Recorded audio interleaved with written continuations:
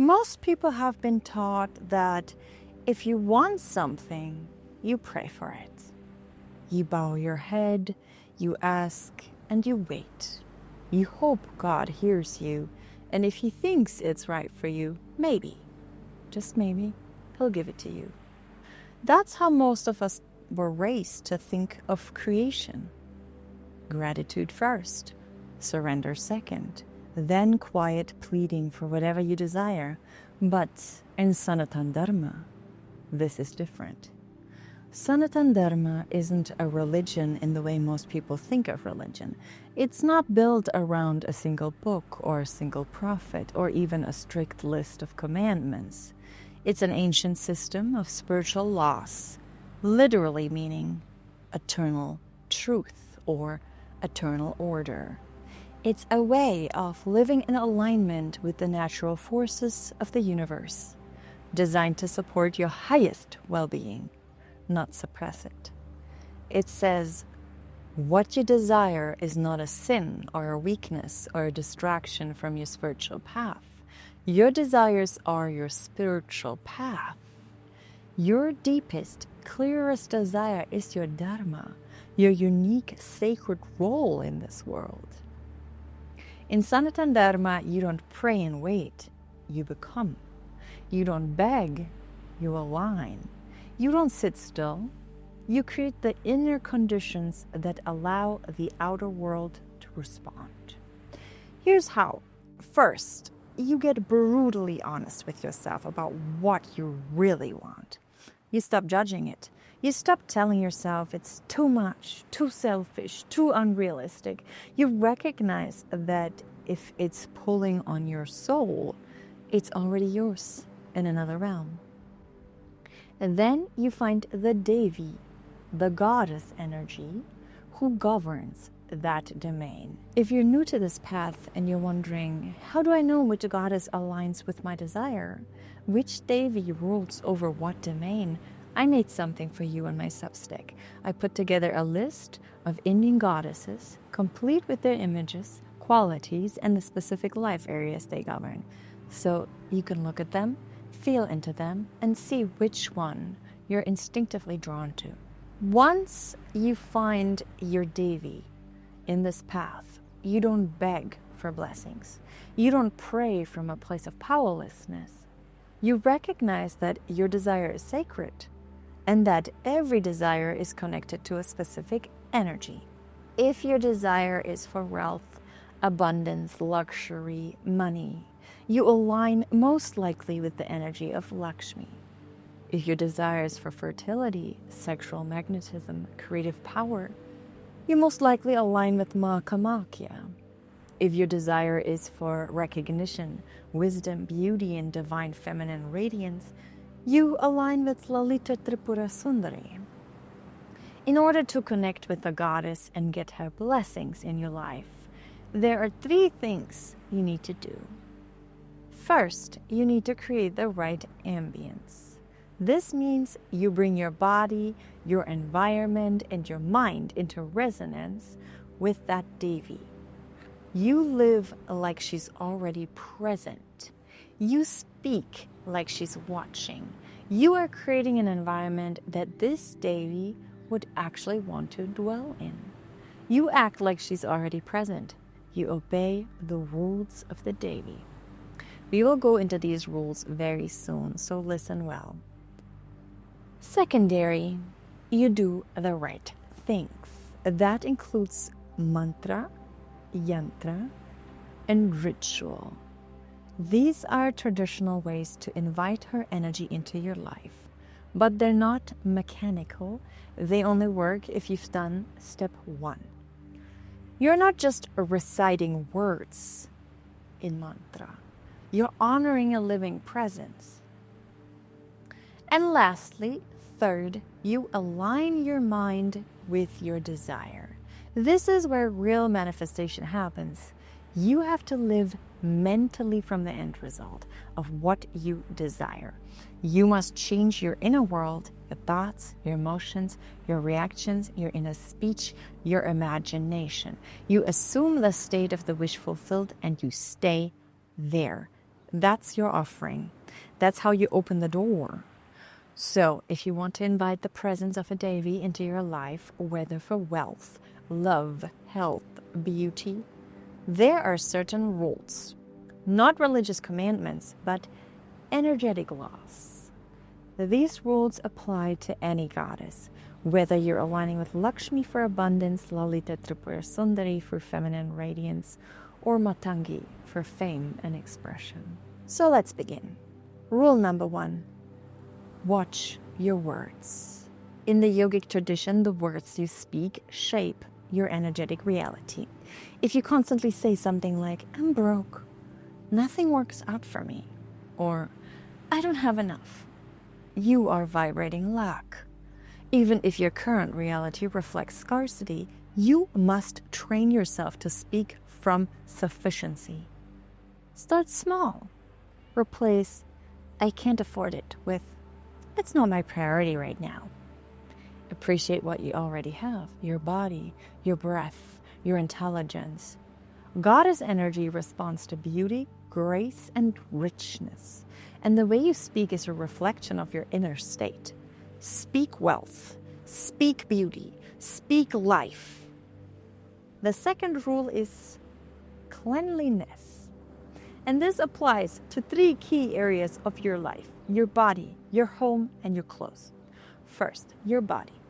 In the yogic tradition, daily bathing isn't just about hygiene, it's about energy. Yogis in India are known to shower multiple times a day, sometimes even 5 to 7 times, because water doesn't just wash off dirt, it resets your entire energy system. It clears the emotional and mental residue of what you've experienced that day. If you're carrying stress, negative thoughts, or emotional heaviness, a bath or shower can help wash that off. Not just physically, but energetically. Ayurveda also recommends bathing before sunrise and again at sunset to align with the natural rhythms of the planet. This helps keep your mind clear, your energy high, and your emotional state balanced. In yogic science, there's a concept called Runanabandha, the invisible threads of memory we accumulate through physical contact, intimacy, and even food. Every touch, every shared moment leaves an imprint. Your body remembers not just experiences, but the people and places connected to them. This is why yogis in India bathe daily, sometimes multiple times a day, not just to remove dirt, but to wash off lingering energies. Physical intimacy, even shaking hands or receiving food from someone, can leave behind a subtle karmic residue, means memory. These imprints may seem harmless, but over time they can weigh you down. Traditional practices evolved to minimize these ties, things like not accepting food or salt from strangers or greeting people with folded hands rather than a physical contact. Cleansing, then, is not just hygiene. It is energetic housekeeping. If you carry yesterday's energies into today, you're not starting fresh. You're layering karma on top of karma. Now, your home. Your house isn't just a place you live. It's an energy field that reflects your inner state. In the ancient science of Vastu Shastra, which is like the yogic version of architecture, the way your space is arranged and maintained has a direct effect on the energy you experience there. Clutter, stale air, and disorganized rooms trap low vibrations. They invite heaviness, inertia, and even bad luck. So open the windows, even in winter. Let fresh air in. Fold your clothes neatly. Sweep the floors. When your environment is clean and flowing, your life starts to feel that way too. Your outer space is a mirror of your inner energy. When we talk about cleanliness, it isn't only about mopping floors or vacuuming carpets. In yogic tradition, clearing a space also means energetically purifying it. One practice is burning sambrani, a resin-based incense used in ashrams and temples to purify the air, neutralize airborne bacteria, and uplift the vibration of a room. It purifies the air and makes the atmosphere feel livelier. Not as a symbolic gesture, but with real energetic impact. Similarly, Palo Santo or holy wood is burned in healing ceremonies to clear emotional residue, shift stagnant energy, and reset the space. These aren't just feels or psychological triggers, they actually change the energy of a room. And finally, your clothes. Most people don't realize this, but the clothes you wear carry energy. After you've worn something all day, your clothes are soaked, not just with smell or sweat, but with the energy of everything you went through. Your emotions, your encounters, your environment, all of that sticks to the fabric. In yogic culture, it's said that clothes absorb karmic memory. If you wear the same outfit the next day without washing it, you're bringing yesterday's vibration into today. So wash your clothes after each wear.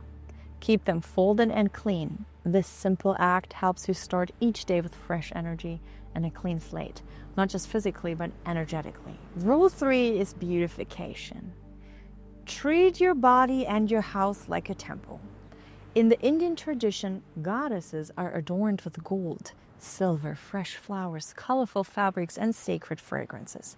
These aren't luxuries. These are frequency-raising tools. In Ayurveda and Siddha systems, gold and silver are believed to strengthen the aura and nervous system when worn on the body. They interact with your electromagnetic field. Similarly, wearing natural fibers like linen, cotton, and silk helps maintain the body's energetic integrity. Linen, which is also mentioned in biblical texts, is known to have a frequency higher than any synthetic material. It supports your system. So take care of your appearance. Comb your hair, wear clean aesthetic clothes made from good fabrics, wear flowers, wear jewelry made from gold and silver. Moisturize your body and hair with natural oils. Wear makeup that does not contain harsh chemicals. Wear natural perfumes. Decorate your house with fresh flowers. Take time to design your living space in a way that's inviting and beautiful. Choose art pieces that inspire you. Think about lighting. Bring flowing water into your home. Light candles and incense. Now, let's talk about rule 4. Enjoy the nature of abundance. In Sanatana Dharma, wealth is not meant to be hoarded. It's meant to circulate. Lakshmi, the goddess of abundance, is described as Chanchala. She moves. That's her nature. Money, too, is a flow. When you cling tightly to it out of fear or scarcity, you block that flow. Instead, you must learn to give. And giving, dana, is not just a good deed. It is a law of dharma, a spiritual practice, one of the most sacred duties of a human being. The ancient Vedas say charity is the key to heaven. The Bhagavad Gita teaches that the best kind of giving is done freely to the right recipient at the right time without expecting anything in return. Whether it's money, food, knowledge, or simply a kind word, dana, giving, purifies your mind, softens your ego, and aligns you with cosmic order. Even if you don't have much, you can still give. No one should leave your presence empty-handed. Give a blessing, give encouragement, give good intentions. When you become a giver, not a hoarder, abundance begins to recognize you. It starts moving through you. So bless your money, use it joyfully, spend it on things that bring beauty and nourishment into your life. Give gifts freely, help someone in need without needing credit. The more ease and generosity you bring to your relationship with money, the more will return to you. Treat money like a river, not a pond. Rule 5 is compassion. In the yogic tradition, true compassion isn't just about caring for people. It's about recognizing that we are part of everything around us. Ancient wisdom reminds us, What you exhale, the trees inhale. And what they exhale, you breathe in. It's about seeing the connection between you and others. It means you understand that what affects one person affects the whole. So instead of judging or ignoring, you stay open. You respond with care. Compassion doesn't mean you have to solve everybody's problem or carry their pain. It just means you treat people with basic human respect. Rule 6 is excellence. Think about it. Where does life actually happen? Is it in the past or in the future? When you really sit with it, you realize our entire experience of life is completely and utterly confined to this very moment. The past, that's just a collection of memories. And the future, that's a beautiful blend of hope and imagination. But neither of those are where your actual lived experience is taking place. It's always, always, always right here. This leads to a crucial insight. We cannot afford to postpone living. How many of us catch ourselves thinking, oh, I'll truly live when I get that job, or when I find that partner, or when I have more money, or when the kids are grown? But the truth is, this very moment, right now, is the only time we actually have. It's the only time that's real. So let's learn how to truly make the most of it. The secret to truly living in this present moment lies in something I call total involvement. Imagine approaching every single action you take as if it's the very last thing you'll ever do. Whether you're having a conversation or sitting in silence or engaging in physical activity, put your absolute all into it. Complete, utter, absolute involvement. Why is this so important? Because life can only be truly known through involvement. Without that deep, conscious engagement, there's no genuine experience. You're just passively moving through moments rather than truly living them. The goddess doesn't bless laziness or half-heartedness. Whatever you do it properly. Do it with care, with attention, whether it's your work or cooking, your personal projects or your spiritual practices. Don't just go through the motions to get it over with. Excellence doesn't mean perfection. It means presence. It means putting real effort into what you do. Sloppy energy leads to sloppy results. If you want grace in your life, raise your standards. It's not about showing off. It's about honoring what you're creating. And the 7th rule is multiplicity. Nature doesn't operate in scarcity. It overproduces. One plant makes hundreds of seeds. One river nourishes thousands of lives. This is also how goddess energy works.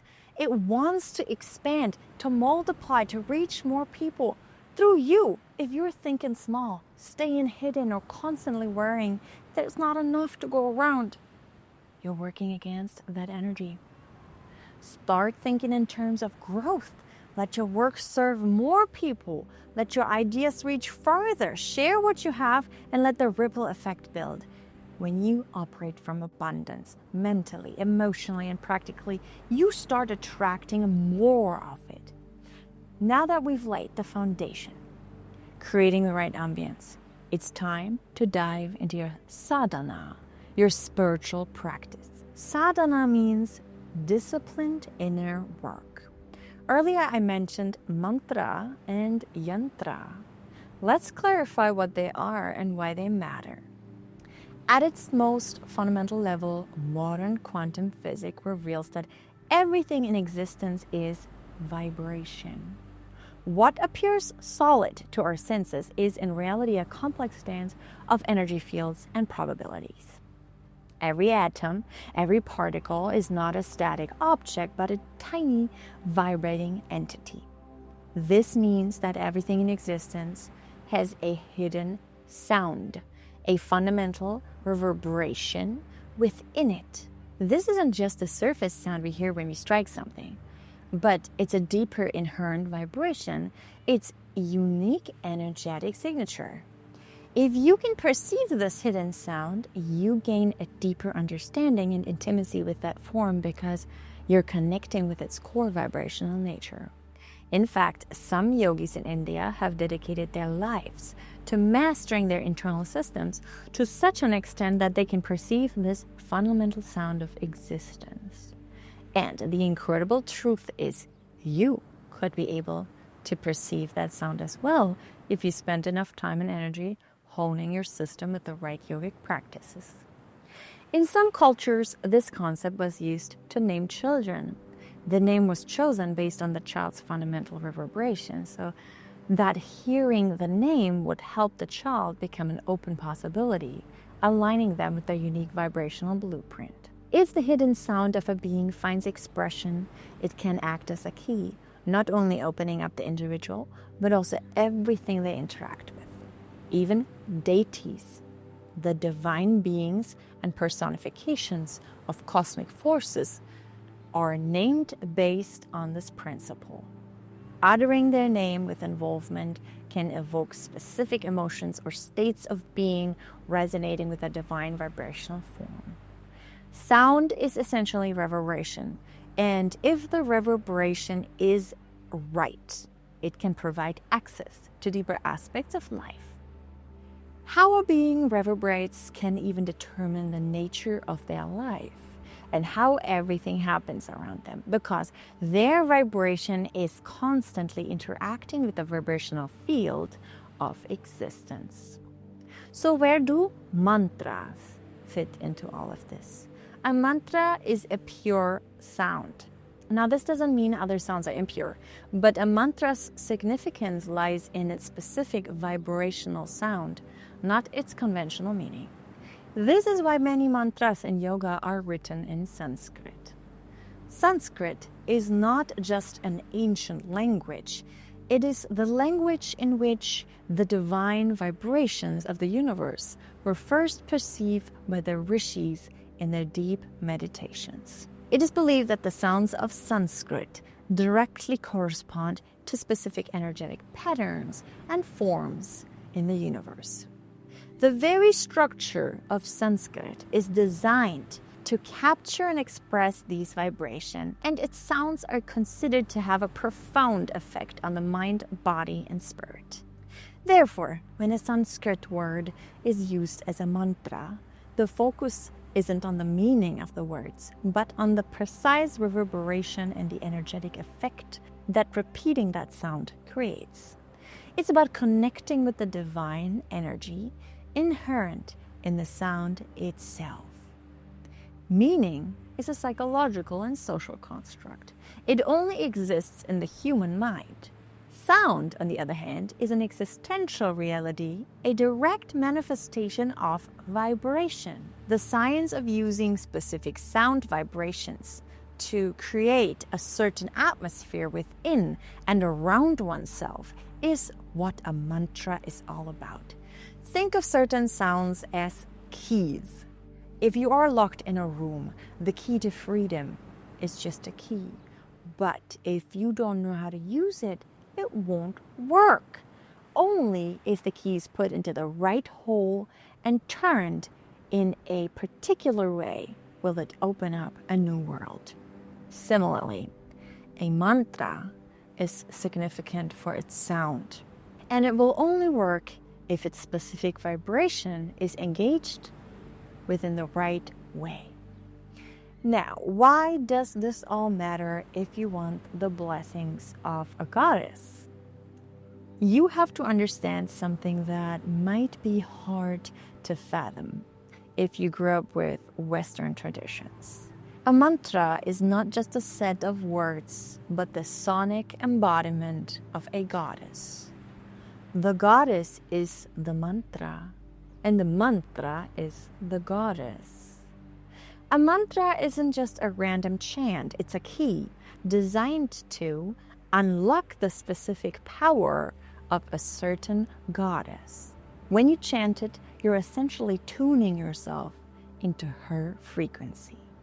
So, if you want to bring fearless protection into your life, you use the sound key for a goddess like Kali.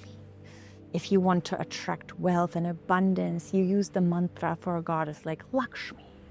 If you need help with learning or creative inspiration, use the key for a goddess like Tara. A mantra is a powerful key. If you use it in the correct way, it will open a direct line to the divine qualities you want to bring into your own life. Now, some mantras are like open fire.